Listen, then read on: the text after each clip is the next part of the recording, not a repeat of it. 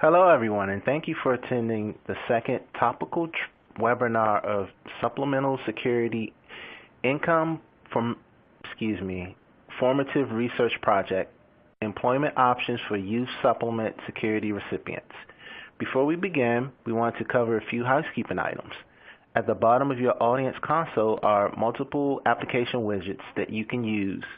If you have any questions for presenters during the webcast, you can click on the purple Q&A widget at the bottom of your screen and submit your questions. We will address as many questions as possible during this session. We do capture all questions that are asked during the webinar.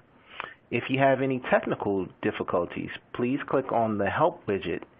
It has a question mark icon and covers common technical issues. However, you can submit technical questions through the Q&A widget. Please note, most technical issues can be resolved by pressing F5 or Command-R on Macs to refresh the player console.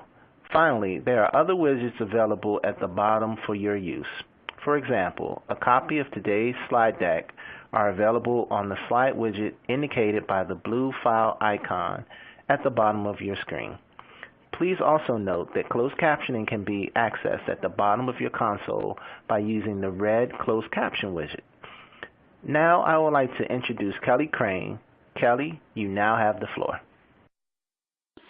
Thank you. Welcome to the second topical webinar in a 5-part series for the Supplemental Security Income Youth Recipient and Employment Transition Formative Research Project. This project, funded by the Department of Labor's Office of Disability Employment Policy, seeks to build the knowledge base about SSI youth recipients ages 14 to 24 and the factors that influence their transition to gainful employment. Today's webinar will showcase viable employment options for youth recipients of supplemental security income, also referred to as SSI. We will highlight 3 interventions that foster collaboration between partners and engage businesses to better prepare youth recipients of SSI for competitive careers.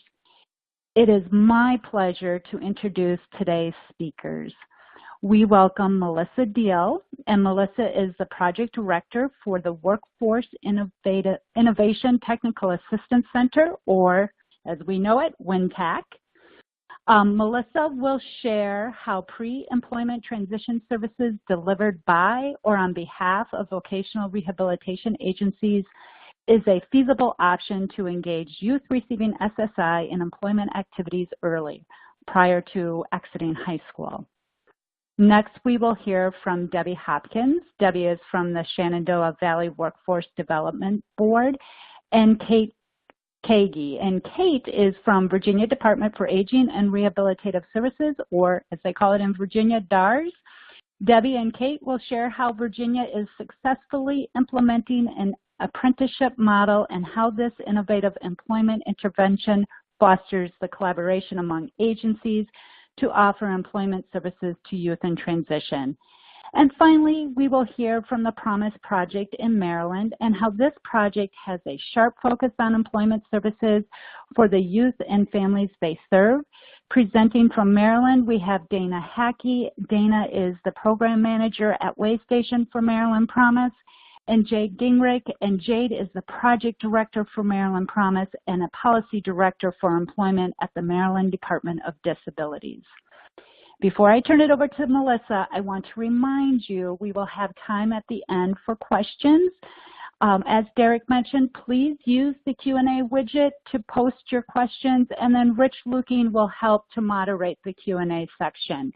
So let me turn it over to Melissa. Thank you, Kelly. Hi, everyone. Before I get started, I just wanted to let folks know that my slides tend to be very text-heavy. I think it's just a part of the nature of our Technical Assistance Center because we are aligned with the implementation of the provisions under WIOA. There's a lot of regulations and nuances, so we wanted to be sure to give you all the details, but in the interest of time and making sure we get to all the other great presenters, I'll be providing more of a background and an overview to this material, but you do have it in the slides. So one of the things that we wanted to just kind of demonstrate was just the enhanced services for students and youth with disabilities in WIOA. And it does this through emphasizing the competitive integrated employment, expanding services for students and youth with disabilities, emphasizing work-based learning experiences and that exploration of post-secondary options for students and youth, looking at those outcome measures, something beyond what VR traditionally was measuring, which was just you were either successfully employed or you were not at the end of service delivery. And now we're measuring other things under the VR performance measures, which include industry recognized credentials, measurable skill gains, retention after second and fourth quarter exit. So there's a lot more emphasis on not just a job, but careers. And additionally, looking at, for the first time, setting aside a portion of the VR's allotment, the federal allotment, for the provision of these new pre-employment transition services. And vocational rehabilitation's role has been expanded with WIOA. So we have a much greater partnership with education, both at the state and local level, to provide transition services to both students and youth with disabilities who are eligible for VR services. And I make that distinction between students and youth because, and we'll talk about it on the next slide about why that's important. But also the partnership with schools to provide and arrange for pre-employment transition services to students with disabilities who need those services. And that might be for those who are eligible or potentially eligible. So that's another newly defined term in WIOA, potentially eligible. We've also expanded our role through the engagement of employers and other providers to really offer a continuum of services, and in particular work-based learning experiences that we all know are so important to maximize success of students with disabilities. And also through outreach to students and families about VR transition services and pre-employment transition services in partnership with the education agency.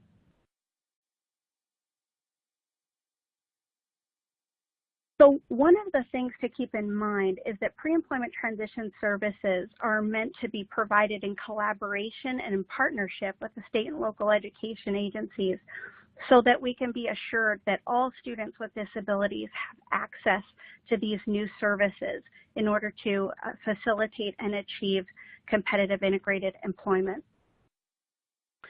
And one of the things to look at are these new terms and new definitions. So the first one is potentially eligible. Prior to WIOA, in order for vocational rehabilitation to provide services, the individual had to be an applicant and be determined eligible for VR services. And now, with the provision of pre-employment transition services, which is in the regulations at 36148A, it includes this new term of potentially eligible, which means all students with disabilities, regardless of whether or not they have applied for or been determined eligible for the VR program. So no longer does a student have to apply for VR to get these distinct pre-employment transition services. So within that definition of potentially eligible, you hear the term a student with a disability.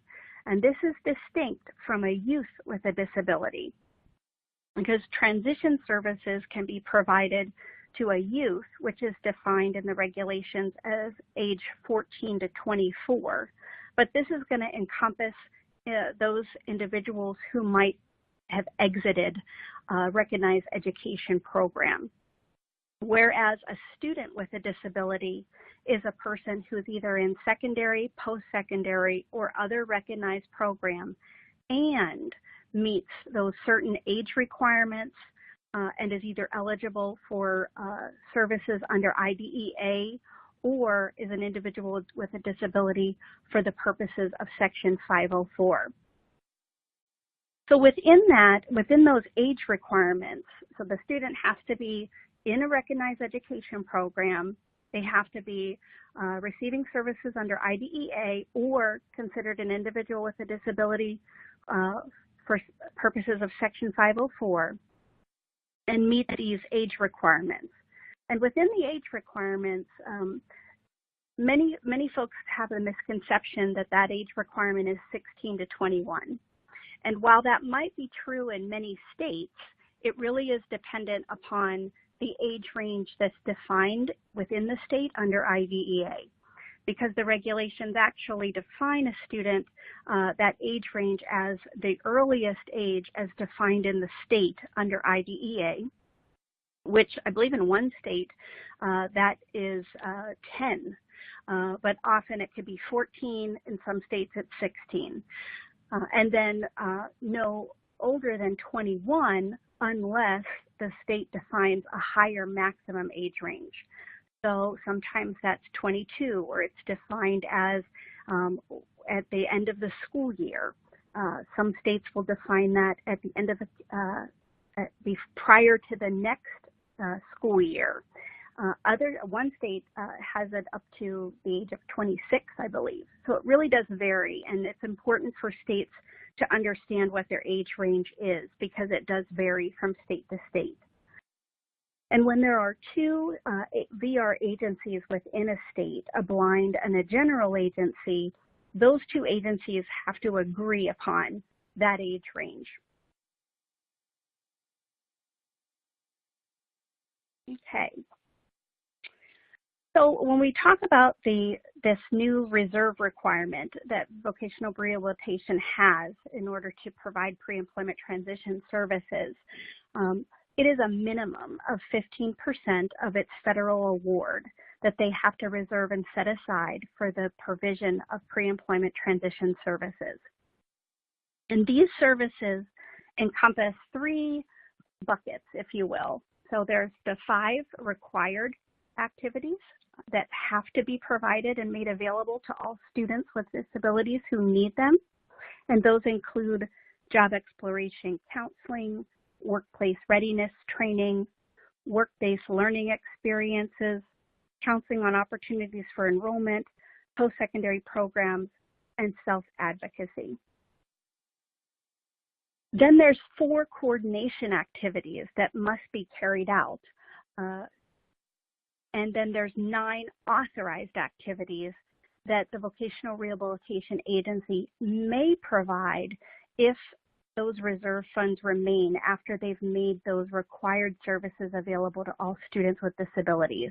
So there's a little bit of work on the VR agency to do some forecasting and projecting in the number of students they're going to serve and how much it's going to cost them to determine that they have funds remaining to continue to use these authorized activities.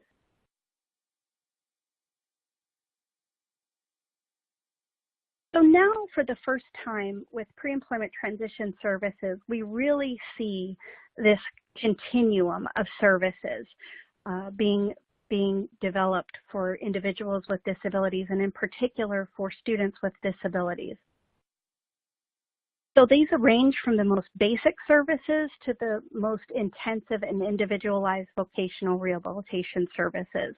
And it's really meant to meet those evolving needs of a student or a youth with a disability, including those with the most significant disabilities who are transitioning from school to post-school life.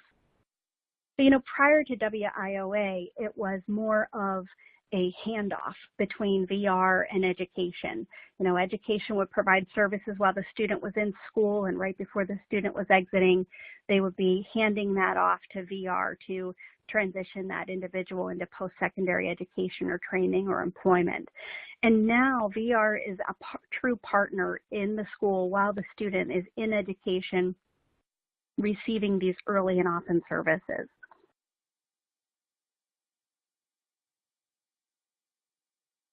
We have a much more robust continuum of services that's going to build over time and increase opportunities for much more meaningful work experience, which is great for all students, especially those students that need more significant support needs. And within that continuum of services, we have that distinction between pre-employment transition services, which are only available to students with disabilities, and they do not have to apply for VR in order to receive them, versus transition services or the other VR services, which are available to eligible individuals, and a VR application and an IPE is required.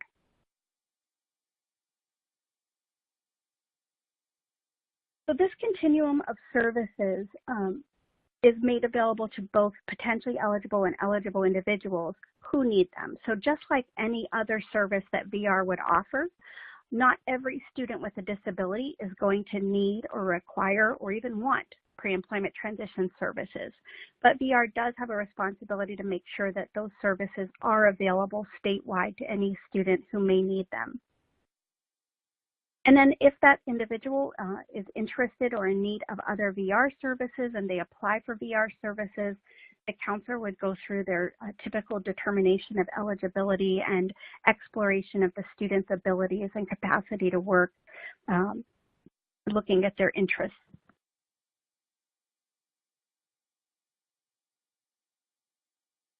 And it's important to remember that this pre-employment transition services are just one step along that continuum of services that VR is meant to provide. And it's really a true partnership with the state and local education agencies in providing and making these services available. And one of the reasons that's so important is because many of the services that are defined under transition services under IDEA are very similar to pre-employment transition services. So VR really has to work in concert with the local education agency to ensure that the LEA is continuing to be responsible for paying for and providing any transition services considered special education related or necessary to ensure that free, appropriate public education required under IDEA. And it's really important for VR that pre-employment transition services don't duplicate or supplant services that might already be provided by the state or local education agency.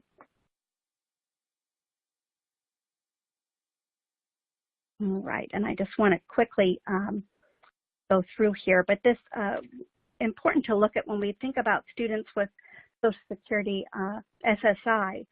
We want to think about those students who have some of the more complex support needs. And this is something that we want to make sure that we are engaging students and their families and looking at the services that they can benefit from. So we look at maybe work experiences are something that are offered in a continuum where a paid experience might not be the first experience. It might be the second or third, but if we're engaging these students earlier, we're going to be able to meet them where they are and have these services build over time. So when they do get to a paid experience, they're going to have a lot under their belt. Strong family engagement so that families understand and recognize what impact it means on their child's benefits and what other types of incentives are out there so that they can work. So they're not hearing it for the first time when they're ready to exit. And really, this early engagement, particularly for this population, is really meant to provide a robust opportunity for all students with disabilities to explore and understand what's possible. Engaging students early in job exploration counseling, self-advocacy, workplace readiness training, it all leads to a better informed student on those career options and what's possible beyond secondary education and creating a true path toward economic self-sufficiency. And some of the potential impacts is really looking at engaging those students earlier before they apply for services, filling gaps within the school, increasing the student's ability and desire to engage and complete high school at higher rates. So we're really looking at that alignment between the outcomes and indicators under IDEA and the new VR performance indicators. And we look at the opportunities for SSI recipients. We look at what we know. And what we do know in some of the other recent reports, like the 2017 report from the GAO, students with disabilities are not accessing SSA work incentives like we would like them to. And this provision of pre-employment transition services offer an alternative in messaging to students on SSI through this early engagement and career exploration activities so that they're not hearing it right before exit.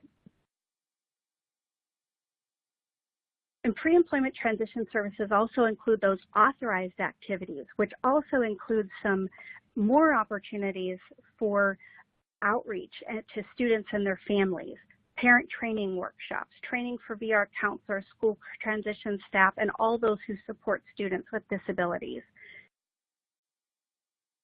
And I am going to just end with, we have a ton of resources on our WinTAC website under wintac.org, and I invite you all to take a look at those. And I'm going to go ahead and turn it over to Debbie. Hi, thank you very much. This is Debbie Hopkins calling from the Shenandoah Valley Workforce Development Board in Virginia. I am also Program Director of a $4 million America Apprenticeship Initiative grant, and one of our initiatives is to bring individuals with disabilities into apprenticeship. So at the moment we have about 24 pre-apprentices and 14 registered apprentices in the grant, plus we have 3 in a production boot camp that's happening this week. So Kate and I, Kate can introduce herself a little bit later. We'll explore very briefly some of these apprenticeship and pre-apprenticeship models so that hopefully you can see a way, a very tangible way that we can bring individuals into employment and registered apprenticeship. First, just a quick list of some of our partners. All of our projects, particularly this one, are built on partnership. This in particular with Virginia DARS and the Wilson Workforce Rehabilitation Center and the Virginia Manufacturers Association, plus the federal CPID grant that was referenced earlier. Before we can get too far into understanding what pre-apprenticeship is, we really have to have a good understanding of what registered apprenticeship is. And I find that I present this pretty extensively because it sounds simple until you really get into it, and it takes several times of going over this apprenticeship model, I think, before you get a good grasp of what it is and how it can be utilized. So first of all, registered apprenticeship is an employer's program. It is based on a combination of on-the-job training, which is mentored, and job-related instruction. So the on-the-job training can take 1 year or 2,000 hours, or it could be up to 5 years or 10,000 hours, depending on the type of job that it is. So what I'm going to talk about is an example of an industrial manufacturing technician apprenticeship. I'll take that through and show you how that could work on an apprenticeship and on a pre-apprenticeship model. First of all, an industrial manufacturing technician is really a production operator. We may be used to thinking about maintenance or machinists or these very high-level technical occupations for apprenticeship. But today, with manufacturing and the innovation and all of the automation that is happening in manufacturing, that entry production job is now very frequently a registered apprenticeship. It's one that we focus in our grant. So this particular one is 3,000 hours or about 18 months for the on-the-job training and then mentoring with people who are expert in that job. The related instruction is 216 hours. Now that related instruction could count what was done in high school. It could count vocational technical school. It could be all at the company. It could be online, or it could be in a community college. There's many different ways, provided the theory that complements understanding the job and all the skills that are required. Now, of course, upon completion of the program, successful completion, the company says you have attained your hours and you've attained your on-the-job training, then there is a national certification awarded. And that national certification is a certification of the job. It's not a certification of just one skill in the job. It is the job. So journeyman or journey worker would be what you would be awarded at the end of that. So starting back to the beginning, let's say that there are individuals who are not employed yet, and we want to help them become better employees to be able to become attractive to employers to hire. There's two models I'll talk about today. One is a big innovation for us. It's the first time we've done this.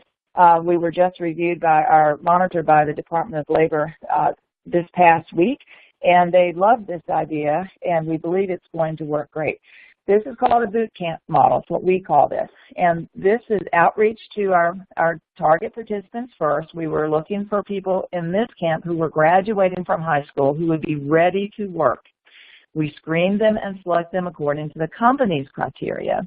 Then in the first week, it was all theory. We had on-the-job type of theory that needed to be understood, including things like how to use a time clock.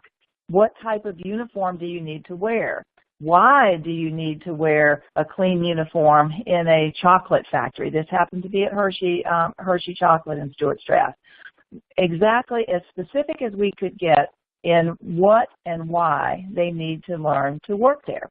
We gathered this by interviews with the company, with the supervisors, with line leaders, with their HR folks, to get very specific things that we, older people, think would be common sense and are often complaints about young people. You just need to tell them, don't spit on the floor, come in a clean uniform, don't use foul language, in addition to understanding what agencies regulate food manufacturing, why it's so important. So we spent an entire week on that, including about 3/4 of the day on soft skills. We looked hard for a curriculum for that, found it, and customized it, and that went extremely well. The second week, which is happening right now for these individuals, is on-site at the employer. In this camp, we have at least 3 folks who are disabled. One is deaf, and of course his interpreter is there every day, and it's going extremely well. The company, which was Hershey for this experiment, is paying wages to these individuals. This is how much they need this pipeline. They're paying wages through a temporary agency to these individuals. There are 11 who have made it through the whole process. They are there now in this camp, and the company told me yesterday it's their intention, unless something changes, it's their intention to hire all of them, and they will immediately register them in this industrial manufacturing technician apprenticeship once they come on board. So it's theirs to lose at this point. It's a good design. Now, another design that we have is with our strong partner, Wilson Workforce Rehabilitation Center, Virginia DARS, and this federal CPID grant. This is a 16-week program for individuals who are eligible for VR services, and they are working with the Manufacturing Technician 1 and Manufacturing Specialist certification. So they work on that. They get OSHA 10 certificate. They get forklift experience and certificate. Many other hard skills plus soft skills plus what is a registered apprenticeship. I speak with every class to make sure they understand the value of working for employers who have a registered apprenticeship program. And why? Because not only is it proven that over a lifetime they'll make more money, but you go into a structured learning. If you have a structured learning with a mentor, with related instruction that is the theory to understand the job, and with wage increases that are built into the system, that is a wonderful ladder and something to hang on to that they can see the progression within that company. It's a much more defined training plan than some sort of a loose plan that many employers might have for new hires. So we advocate apprenticeship for employers once these individuals are hired. We will know where they're placed, by their case managers, or business development will let us know, and then we'll talk with the company. And just at the beginning of this webinar, Kelly mentioned one of our successes at Hershey, who was the very first industrial manufacturing technician. That was a big plus for us. We enjoyed seeing Chris there, and he has a podcast on the VR Workforce podcast, if anyone would like to hear that. In the high school area, there's also a lot of momentum building for work-based learning, and there's several different levels of work-based learning that was mentioned earlier, different types of work-based learning, where you can see starting from job shadowing up through youth apprenticeship and registered apprenticeship. We just talked about registered apprenticeship, so now we can talk just a second about youth apprenticeship. So when students are in high school working with the career and technical education individuals in particular, plus the principals, plus the parents, and so forth, Virginia has a very strong and fairly new youth apprenticeship program. This is using the courses that people are already taking. These students are already taking these classes, or they'll add certain classes to make sure that they're rounding out a broadly targeted occupation. There's an example for one in Virginia, in the Roanoke area, Western Virginia Water Authority. There's a wastewater treatment operator position. That occupation is 4,000 hours or 2 years as a registered apprenticeship. They have 280 hours, which is a little more than what would be required, but that's what they have in their program. So in the 11th grade, students who are selected for this, and they have to be approved by their parents, approved by their, if they're disabled, by their case manager, by the principal, CTE, and so forth. But in the 11th grade, they can start working 16 hours a week, and that's an average. That could include the summer hours. And they're paid $10 to $11.50 an hour. As a senior, they can also work that amount of week, counting in the summer as well, and they get an increase, can get up to about $12 an hour. After graduation, if they want to stay, and all of them have so far, they'll complete their hours to reach the maximum for the apprenticeship, and they'll already have achieved many of those hours. So at that point, when they complete their apprenticeship training, they'll be paid $14.70 to $15.24 an hour. So any additional coursework that they still need will be added to that once they achieve both the hours and the related instruction. Then they get their journeyman credential. And over the program, they can average about $53,000. This is an absolute terrific way for people to get the work-based learning and be able to move into employment with the whole idea of being able to go from either youth or pre-apprenticeship or boot camp, however you want to describe it, to employment and registration with an employer. So we are happy to provide any examples or more information after this. I realize we're on a tight schedule today, so I'm going to turn it over to my partner, Kate. Well, thank you, Debbie, and thank you, everybody, for joining us today. I would like to go and get started and talk about how we got to the apprenticeships we have today. Some of the initiatives we started was one being the Career Pathways for Individuals with Disabilities grant, which I'm a part of. This is looking at helping to align partnering systems for people to be successful within high-demand industries such as information technology, advanced manufacturing, and logistics. These are the careers that provide living wages, growth potential, and independence. Now, I'm in a unique position where I work not only with JARS, but also with the Virginia Manufacturing Association, and our program is also partnering with the Northern Virginia Technology Council to better understand the high demands of the IT field. So it's very exciting where we're going with this.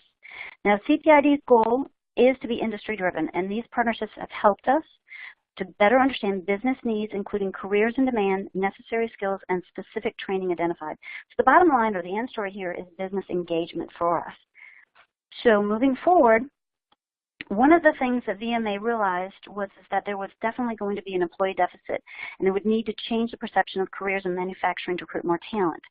They looked at the interest gap, and with the Dream It, Do It marketing campaign, they developed Camps are academies for high school students to get them exposed to modern manufacturing.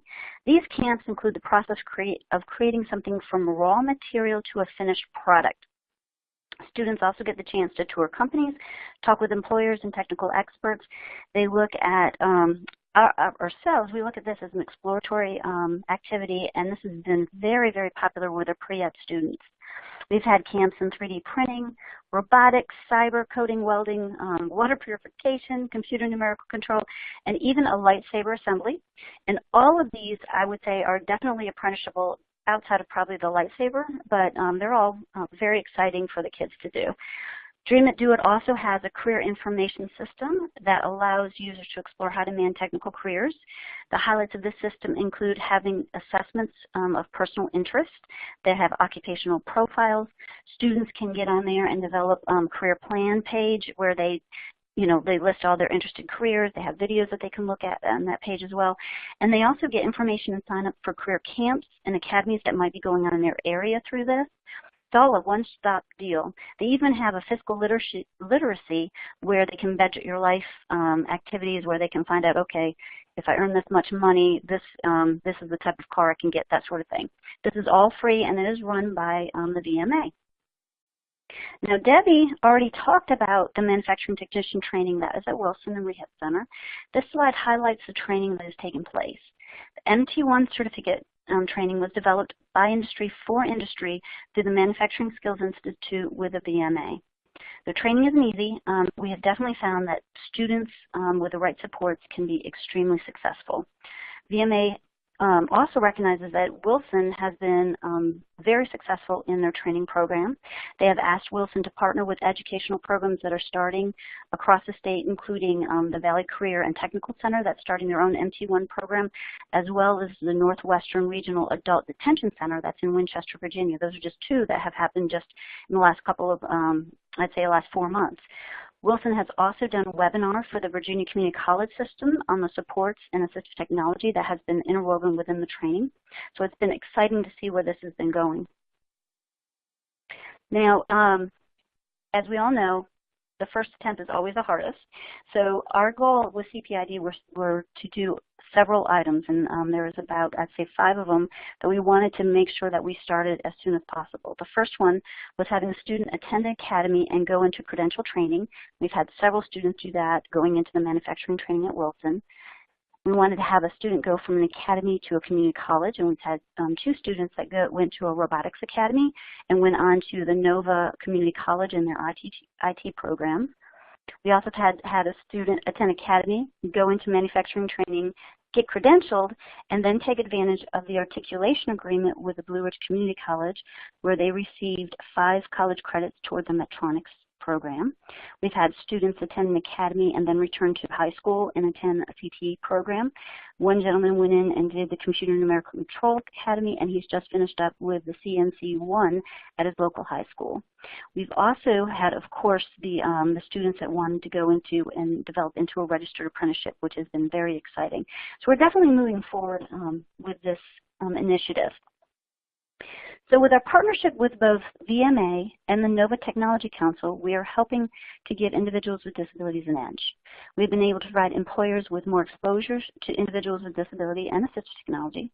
For example, the Titus breakfast events that we've been able to attend at the Tech Council, where we've had tables with assistive technology for employers to look over and explore. We're working on getting our business development managers to sit on their different committee meetings, and we've recently had 3 webinars for their members with Nova Tech Council. We have been able to have students that have been attending the MT1 training to participate at the Virginia Manufacturing Industry Forum. Last year we had 2 students that were able to get up and tell their stories of why they were there and how this training was changing their lives. From this event, we received a call from Newport News Shipbuilding, and they are very interested in partnering with us. We have one of our graduates that is in their orientation phase of training for welding. And this coming August, 2 of their cybersecurity specialists will be presenting at our Cyber Academy in Hampton. And they have a huge, extensive logistic department at Newport News Shipyard, and they're interested in our graduates as well. Now, some of the best successes, again, have been with our social media podcast that Debbie already talked about. That has been with the Virginia Workforce Studio, and that's available in iTunes as well as workforcestudio.com. And what we found is that the individual stories are powerful and they make an impact. We have found that it's opened up many doors with chambers, foundation, community organizations, and businesses. It's putting a face and voice out there instead of a disability. It has been just amazing what we have, what's come from this. Just if you get a chance, please take advantage of the opportunity to listen to them. We have also found that we need to market to students, teachers, counselors, and parents, the in-demand industries. So they just don't understand what all is entailed with that. So we've been doing, of course, tours and the academies and informational interviews available for them. We have also looked at livable wages and individuals with Social Security. You know, how does these wages impact our Social Security? So of course we've put in place financial health assessments and readiness tools that are available for high school students and adults as well. So where we are right now, my last count, we had on our rolls 106 individuals that have been verified as receiving Social Security. And we have well over 150 students that are in the pre-employment transition services. So those aren't quite verified as yet, just because of the age that they're in and where they're at in our role. We have had 13 individuals with Social Security that have been successfully closed, so that's exciting. And then our last page here is a list of resources that are available for you to look over at any time. So thank you for listening, and I'll hand over the baton on to our next presenter, Dana. Hi, thank you very much. Maryland is one of 6 Promise grantees. I'm from Waystation Incorporated, and I led the team that provided all the intervention services in Maryland. We're in our 5th and final year of providing services to youth and families in our treatment group. And the purpose of the Promise Grant is to improve the education and improve employment outcomes of children on Social Security income, those recipients and their families. Other outcomes are to increase enrollment in post-secondary education and increase individual and family income and decrease public income support. The target group were 14, sorry about that. The target group were 14 to 22-year-olds, and we recruited 2,000 eligible youth and their families, and 997 of those were transition-age youth, Social Security recipients, and their families are also receiving services. For our intervention, assertive case management is really about meeting youth and families where they are and being diligent and flexible in our efforts to connect with them. We worked with youth and families in the community, in their homes, libraries, community agencies, and other locations. Employment, Maryland Promise really had a sharp focus on employment, and I'll talk more specifically about that intervention component on the next slide. Benefits counseling was a service offered to all youth and their families. When a youth or family member was going to work, it was particularly a priority at that time for staff to connect the family with a benefits counselor, in addition to financial literacy services. This education was provided to assist the families with entitlement and financial planning and or difficulties with current or increased income.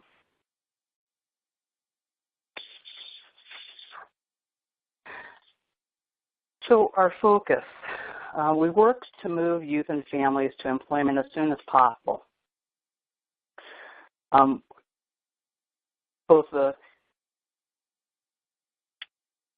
To do that, we started with a discovery process. We engaged with the youth and their family to discover youth interests, strengths, and skills.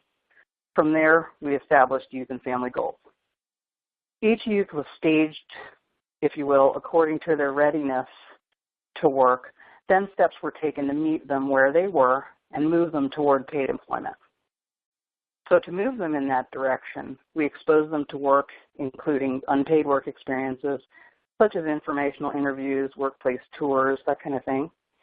And then of course, our ultimate goal was to ensure that all youth had a quality, meaningful experience, an experience that aligned with their area of interest. So a couple of examples that I have that I'll share quickly are of one young man with autism had an interest in computers. So staff arranged for the youth and staff to meet with a local family-owned computer repair store to do an informational interview. While they were there at the store and they were sitting around a table, work table that was full of computer components, the youth began to assemble a computer. So the owner decided to give the young man a trial work opportunity. Another example would be that a youth who's quadriplegic has an interest in becoming a sportscaster. The staff arranged for the youth to meet with sportscasters at a baseball game. And the youth, when he met the folks, they invited him to announce the players as they entered the field, and he also got to call some of the game. And this youth is preparing for community college right now and then plans to attend a four-year college to obtain a degree in broadcasting.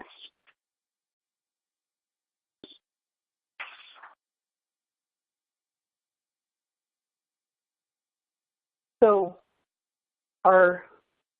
we worked to, well, currently, as you see on the slide, 69% of all our Promise participants have had at least one paid work experience, and 78% have had an unpaid work experience tied to their area of interest.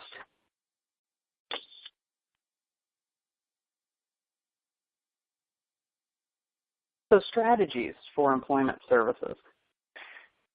Strong engagement in employment services.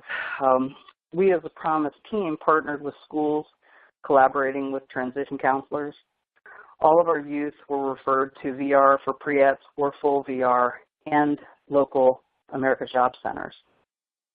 As part of the assertive case management, we recognize the importance of connecting youth and families to existing resources that will be available to them beyond Promise. This is also a way to teach families how to navigate systems and obtain the job-seeking skills they need to be successful. Measured and monitored employment services. To support outcomes, we monitored the data closely on a monthly basis to gain a snapshot of how the project was performing against our established targets. We use those monthly results to adjust priorities and tasks for staff. For monitoring staff activity and outcomes, we prioritize goals, more effectively organized resources, and specific intervention tasks, particularly as they related to employer activity. So, for example, employer outreach targets for staff and matching the positive personal profile interests with employers were a couple of those focused areas and tasks for staff. We had three primary tools to help guide the intervention services to youth and families. Two of these tools focused on specifically on employment, the positive personal profile, and the second was a job development plan. In addition, we utilized the family plan.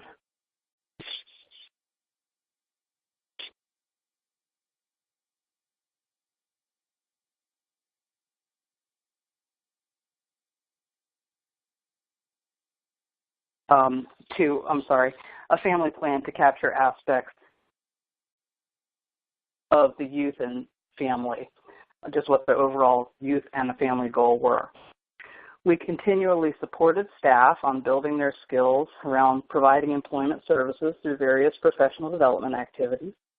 We provided staff one-on-one field-based support, got out in the field and modeled employer engagement and how to engage families in job-related activities. We also offered all staff ACRE training that this allowed us to prepare our staff to take a national employment certification exam and really prepared them to help do their job better and have a more solid understanding. So not only did our staff gain skills and knowledge to better perform the work on Promise, they now have a credential they can take with them after our project ends.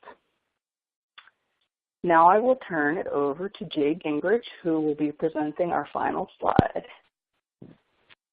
Great. So there are a number of them. Thank you, Dana.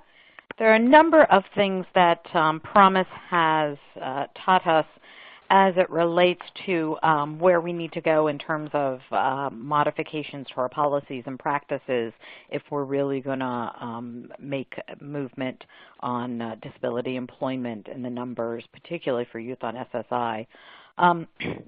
And a couple of the biggest ones that came out were the cultural competency. You know, the key characteristics of youth on SSI highlighted that a number of them have non-obvious disabilities, and so they don't really identify with the disability community. In some instances, they didn't even know that they had a disability or the nature of their disability, and the large number of cultural minorities. And we found that existing resources such as parent training, self-advocacy, and others lack the knowledge, the expertise, the cultural competencies, you know, staff that could relate and engage and serve those families and youth where they are. And so from a policy perspective, I think that there needs to be much more focus and effort put on ensuring that we're developing the cultural competencies to meet this population and to evolve to that next level. There's also a significant disconnect between social services and poverty and disability knowledge. So much of the entree onto SSI, particularly for youth on SSI, comes through the social services door because these are families that are in poverty. And they view SSI as a blanket, not able to work, without fully understanding the differences between child and adult SSI eligibility. And that there are service and supports available to help anyone who's on SSI return to work. So while we in the disability community view disability as, you know, everybody can work with the right supports and services, they haven't gotten that message, and we need to figure out how to get that buy-in.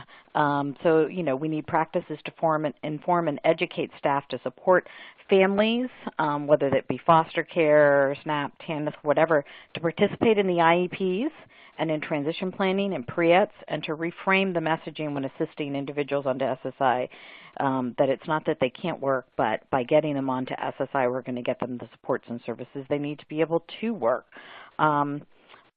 We also have to, you know, recognize that families and kids on SSI require a lot of support to engage.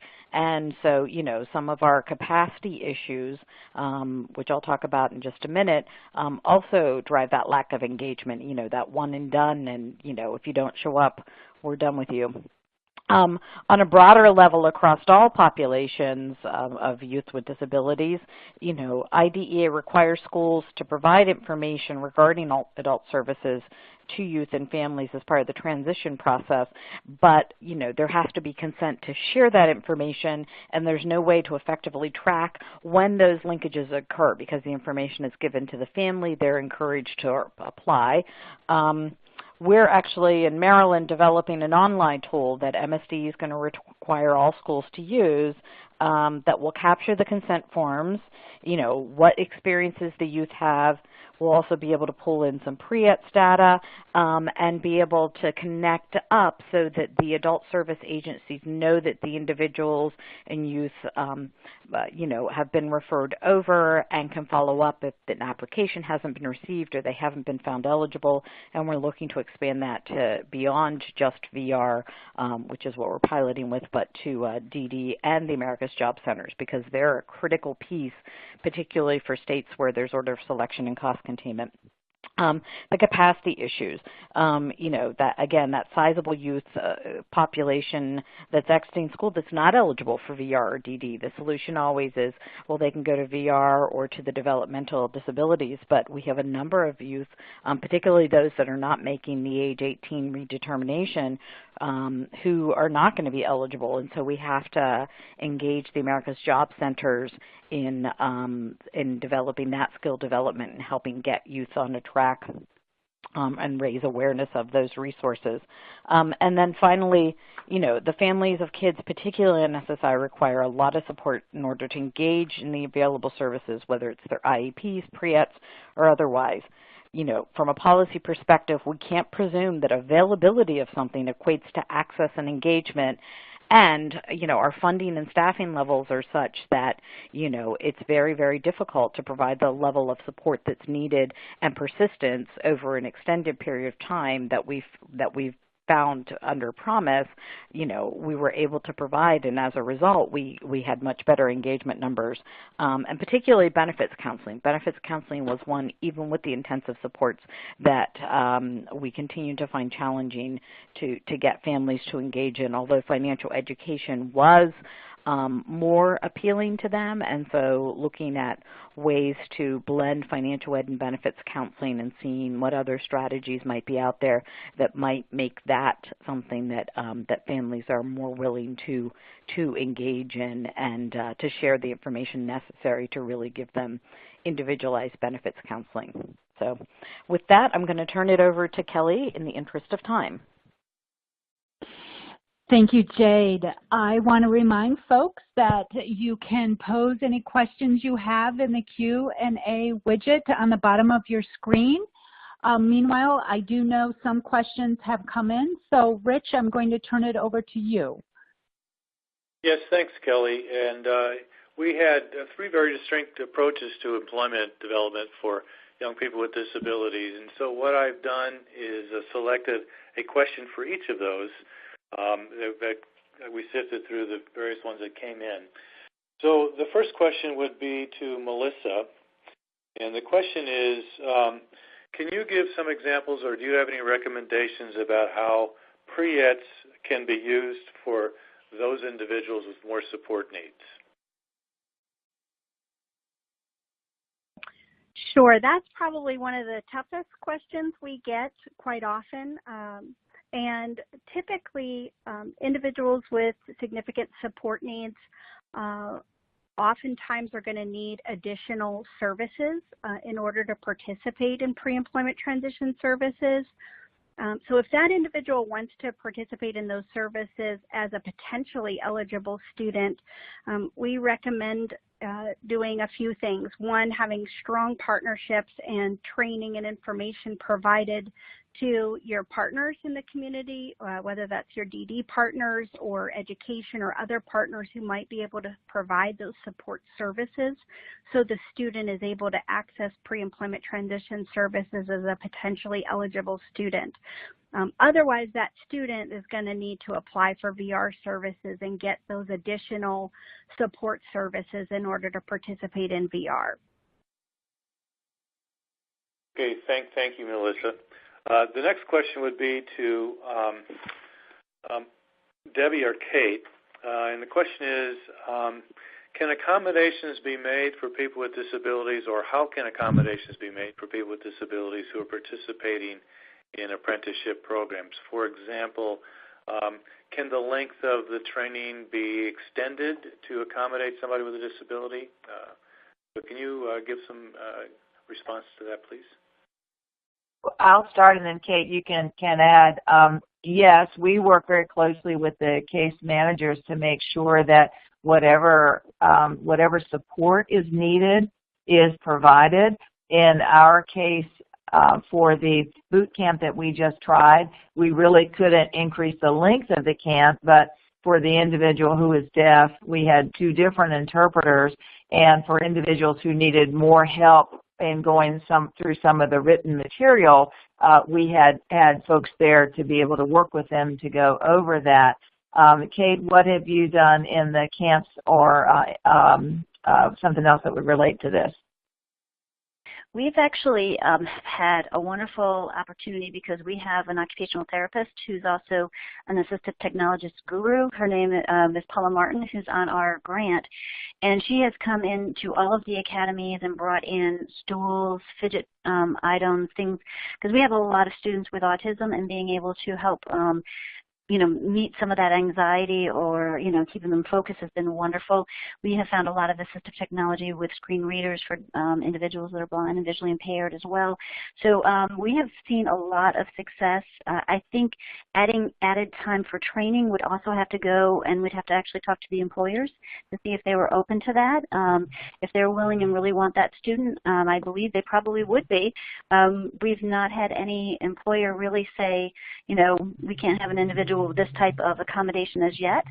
They tend to be very open, and usually what we find on the employer site is usually transferable to most any other employee on the site. So it has been a win-win for us. One last comment I'll throw in is that we had Paula come in our class to talk with the individuals about how to communicate their disabilities and for the company and how to work with people who have disabilities. That is extremely important for everyone to understand how to work together. Yeah, thank you. And I think we're out of time, Kelly, so I'll turn it back over to you. And these questions, we will get back to these questions offline. And there was a question about researching these particular programs, and I can tell you that there's quite a bit going on right now. The data is not ready yet to be presented, but there will be some thorough evaluation of these various programs, and there will be publications to present those in the coming time period as these projects end. So, Kelly, I'll turn it back over to you. Thank you, Rich. And I just want to wrap this up and say thank you to our wonderful speakers. As we said in the introduction, we wanted to highlight 3 different employment interventions that would be a feasible option for youth recipients of SSI. So thank you on the behalf of this project and on the behalf of the Office of Disability Employment Policy. I want to remind folks that you can get a copy of the PowerPoint using your widget there on your screen. And then we will have our 3rd webinar in the series of 5 coming up in July. That is scheduled for July 31st. It's a Tuesday at 2 p.m. and we will be focusing on education interventions. So more information to come. Thank you all. Have a very happy Thursday and a safe and fun 4th of July. Thank you.